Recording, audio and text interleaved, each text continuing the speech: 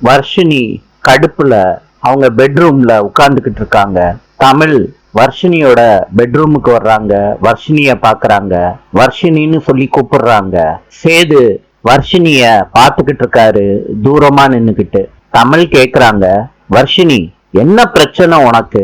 ஏன் எப்ப பார்த்தாலும் சேது மேல எரிஞ்சு விழுந்துகிட்டே இருக்க?